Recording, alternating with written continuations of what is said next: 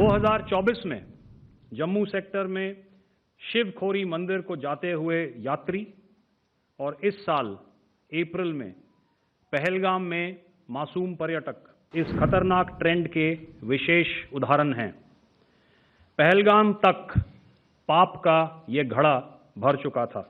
जो दुर्दशा कल आपने पाकिस्तान एयरफील्ड्स की देखी और शायद आज भी एयर मार्शल भारती की प्रेजेंटेशन में पाकिस्तान के ड्रोन्स और वेपनाइज्ड यूएवीज से की गई हमलावर कोशिशें भी इस ग्रिड के कारण नाकाम हुई। जब हौसले बुलंद हों तो मंजिलें भी कदम चूमती हैं। आज आप सब के साथ भारतीय सेना के एयर डिफेंस मेजर्स जो कि हमने इंडियन एयरफोर्स के साथ मिलजुल कर तालमेल में लिए, उसके बारे में कुछ बातचीत करूंगा। इस विषय में मैंने कल भी कुछ टिप्पणी करी थी, लेकिन आज मैं इस युद्ध के अहम एस्पेक्ट के बारे में आपको थोड़ा और पर्सपेक्टिव देना चाहता हूं। हमें एयर डिफेंस ऑपरेशन सिंदूर के एयर डिफेंस की कार्रवाई को एक कॉन्टेक्स्ट में समझने की आवश्यकता है। मैंने आपको कल बताया था कि पिछले कुछ सालों में आतंक की गतिविधियों का कैरेक्टर जो है उसमें कुछ बदलाव आ रहा था। अब हमारी मिलिट्री के साथ साथ मासूम सिविलियंस जो कि अपना बचाव करने में विफल थे, उन पर भी हमले हो रहे थे।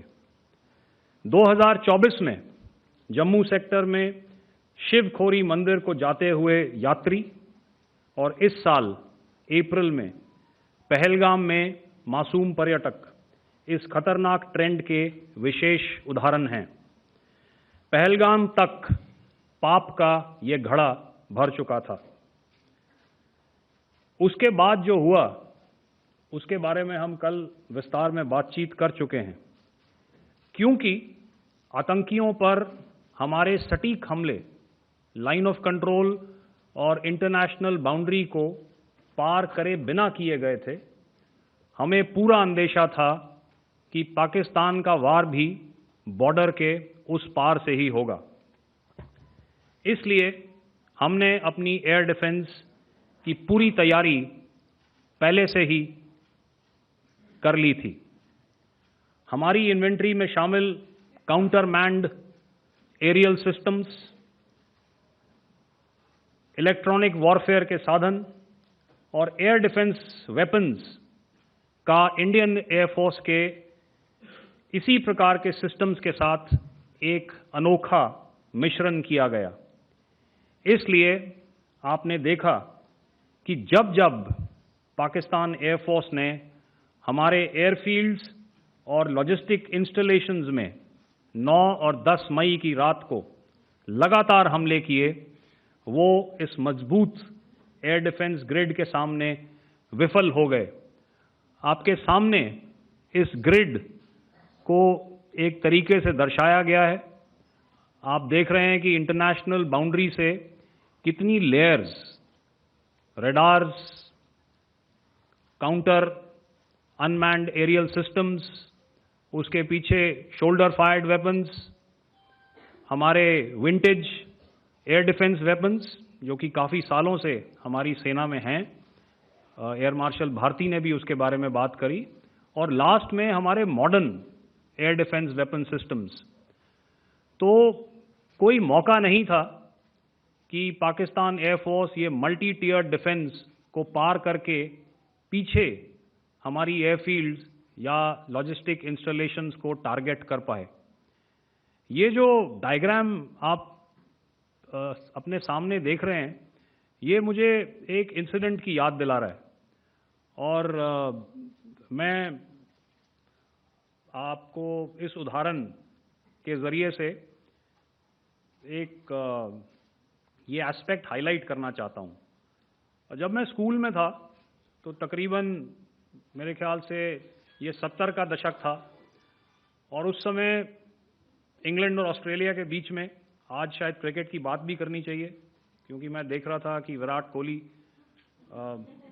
ने टेस्ट क्रिकेट से रिटायरमेंट ले ली कई भारतीयों की तरह वो मेरे भी फेवरेट क्रिकेटर हैं।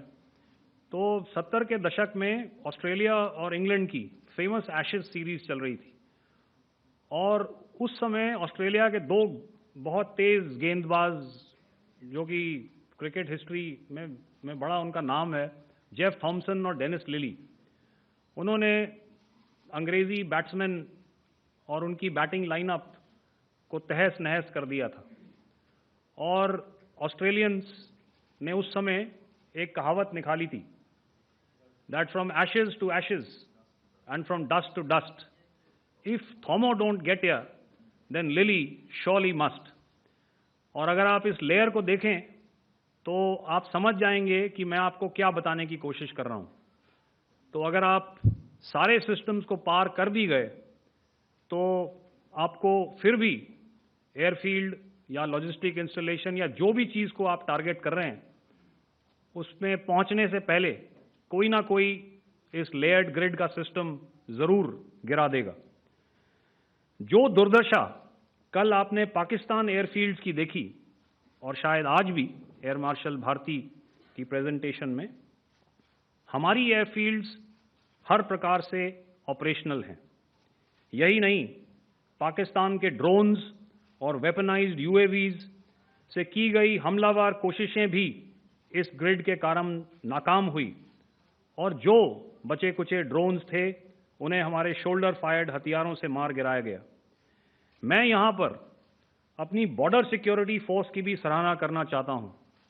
उनके डायरेक्टर जनरल साहब से लेकर बॉर्डर पर तैनात बीओपी पर पहरा देने वाले आखिरी जवान भी हमारे इस अभियान में बढ़ चढ़कर शामिल हुए और बहुत बहादुरी से उन्होंने हमारा साथ दिया।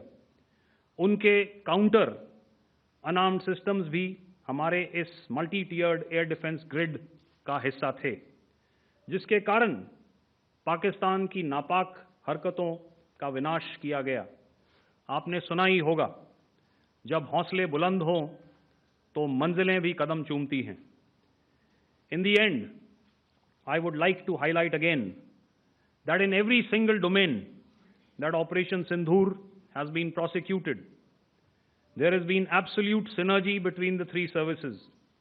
Not only have we, in this endeavor, been fully supported by our government, departments, and agencies, I cannot here not mention our 140 crore countrymen that have stood behind us with their prayers and goodwill, urging and inspiring us to achieve our mission and objectives. For that, we salute you. You are indeed the best. Jai Hind.